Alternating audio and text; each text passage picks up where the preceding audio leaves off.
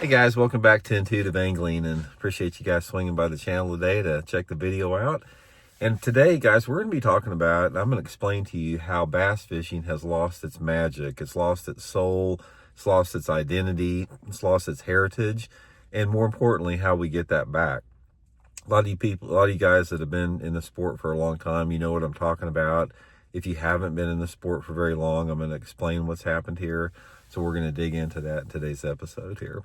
Also, guys, quick invitation, man. If you like intuitive angling and you want to support the channel, the best free and easy way to do it, guys, is just hit that subscribe button. Subscribing to the videos and liking the videos, commenting on the videos, and especially if you hit that new hype button when it comes up on a video, that really pushes the YouTube out there on their algorithm. Much appreciated. We also got channel memberships if you want to go a little further to support the channel. And of course, we do have all the links that I put in my video. Every video description has links that are geared in there to get you some tackle and support the channel as well. So appreciate everybody that's been doing that. Me and my family want to give you big thanks for that. Okay, one of the things I've noticed here lately, guys, I've been looking at a lot of old photographs. You may have been watching on some of my Facebook and Instagram posts. I've been posting a lot of photographs from back in the 70s, 80s, 90s, and 2000s of older anglers like Denny Brower and Roland Martin and Larry Nixon and, Jimmy Houston and guys like that.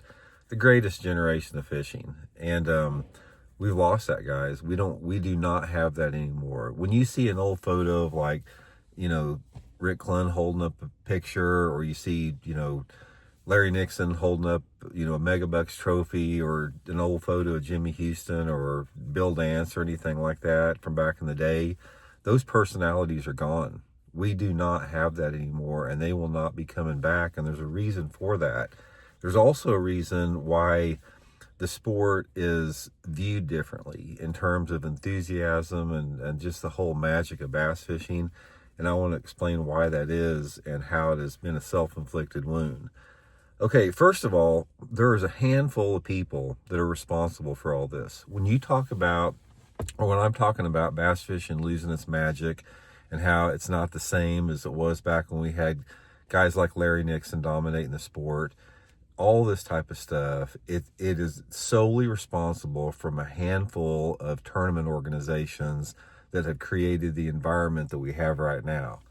Now, what has happened, let me sort of explain to you guys a little bit how we got to this point. One of the worst things that ever happened to the sport, now I'm not saying there's not a few good things that came out of it, because there was, but one of the worst things in the bigger picture that ever happened to the sport of bass fishing was the creation of the FLW Tour in 1996, when Irwin Jacobs came along and created the FLW Tour. Now, I want to preface this by saying that one of the things that Irwin did, and I was a direct beneficiary of this because I had a sponsor team deal through FLW for years, but he brought a lot of the non-endemic companies into the sport through his association with Walmart, and he knew the president of Walmart at the time, and they had a very close working relationship. And this created a situation where the Walmart vendors contributed heavily and invested heavily into the Walmart FLW Tour.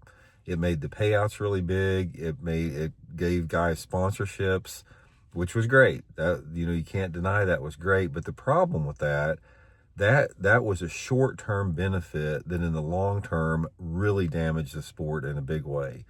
Because prior to 1996, when FLW came on the scene, the only thing that we had was you had the Bassmaster Tournament Trail.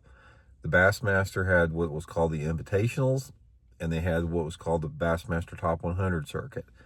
That was the identity, and that defined without any doubt who was a professional bass fisherman and who was not. If you were not in the top 100, and if you did not qualify for the Bassmaster Classic through the top 100, you were not a professional bass angler. You were, a tournament angler, but not a professional. You could not call yourself a professional. The Bassmaster Invitationals provided a route to get into the Bassmaster Top 100s. You had, since there wasn't that many tournaments, you had I think you had two, they changed the invitationals around a little bit, but for the most part, you had like 3 to 6 tournaments a year from the invitationals that allowed you to qualify for the top 100s. And then, the classic, they usually took 35 or 40 anglers to the classic. It varied as time went on. But what happened is that was it. That was the whole world of professional fishing. And that's why you had guys like Larry Nixon and Denny Brower and Clun and Guido Hibden and all the superstars in the sport, that they were household names. People followed them. You knew all about them. I mean, it was comforting to see these guys and follow these guys for decades because they were professional fishermen and they had personality to them, and it was just great. But what happened is when the FLW Tour came along, it immediately injected twice as many anglers onto the scene that called themselves professionals, because now the payouts in the FLW Tour were larger than the Bassmaster payouts. So now you had double the amount of pro anglers in the entire industry.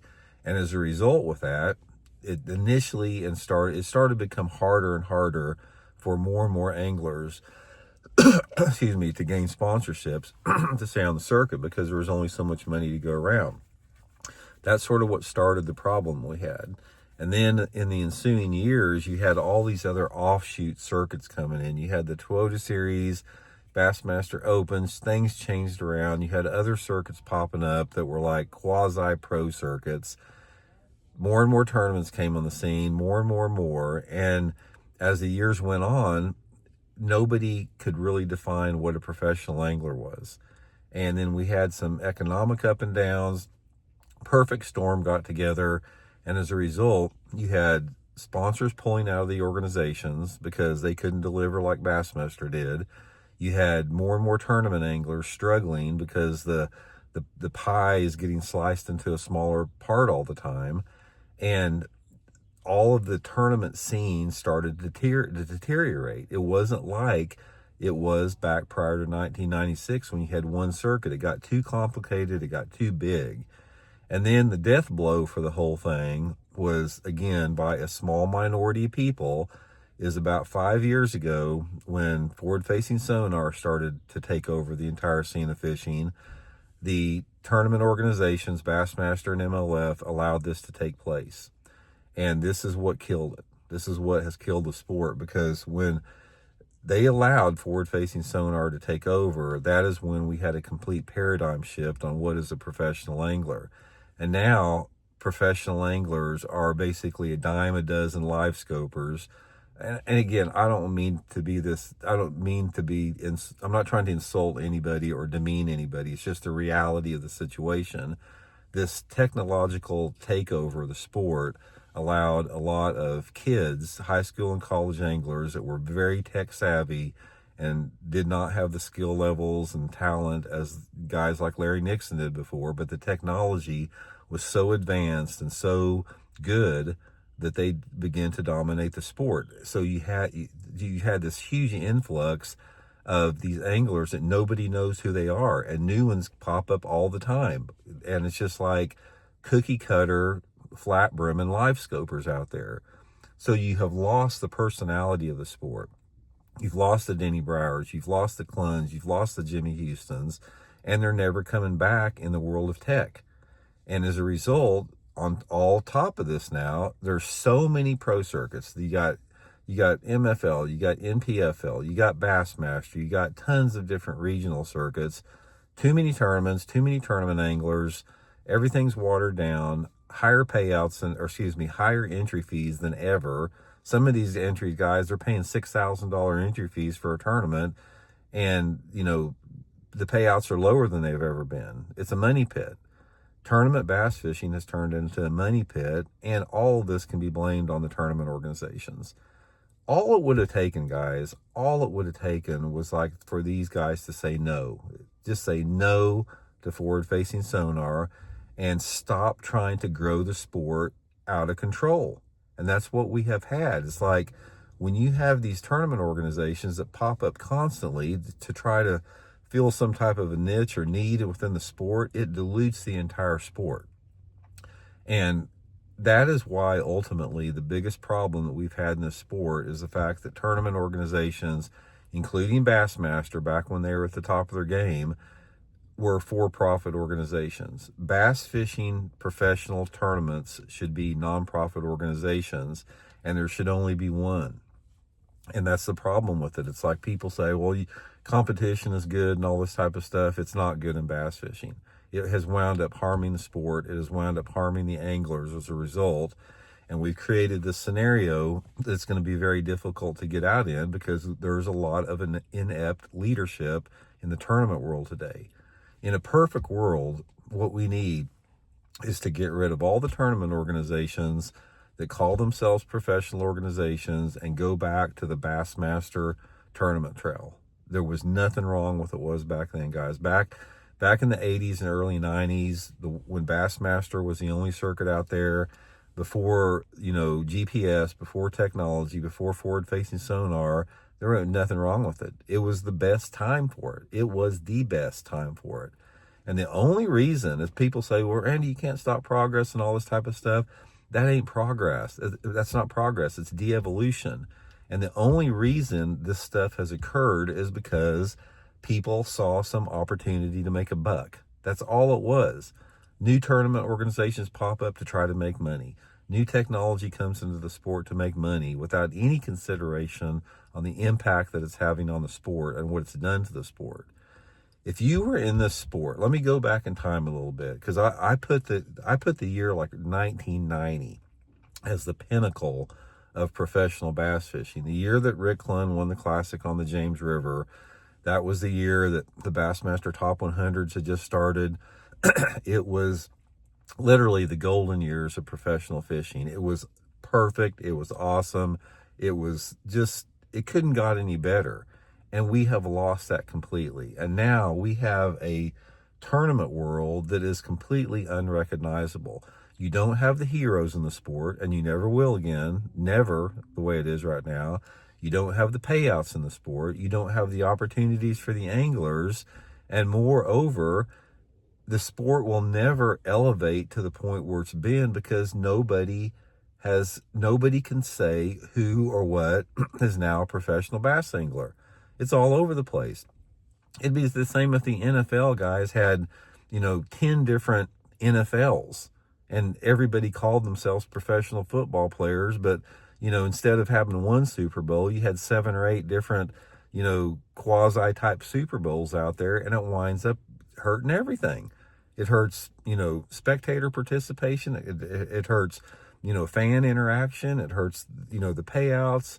The only people that it benefits are that minority of people that own the organizations that are making a buck from it.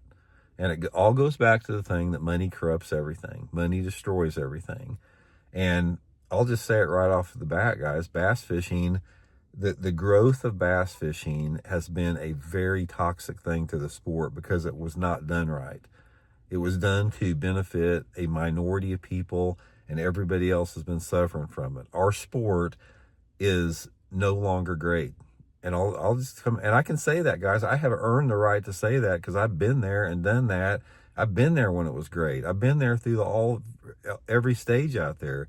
And the reality of it is tournament bass fishing in 2026 is an embarrassment compared to what it was back in the 1980s and 1990s. And unless you were there, you can't speak on this. You can't talk about it. If you're just trying to speculate because you were not there, you were 5 years old or whatever, then you're not qualified to have an opinion on it unless you were actually there. So I don't know, guys, for the people like myself that have been in it a long time and we've seen the deterioration of the sport and the direction it's headed, it's really frustrating. And like I said, in a perfect world, one of these days, guys, maybe I'll win $1 billion in the Powerball lottery, and I'll buy everybody out and clean house and start from scratch again and try to make it great again. That's my fantasy right there, is I'll just clean the slate of all professional fishing circuits and we'll start from the scratch. We'll make Bassmaster a nonprofit organization, get rid of all the tournament circuits out there, and bring back the Larry Nixon class of fishermen to the sport again and make it great. So anyway, guys, let me know what you think about it. We'll talk later.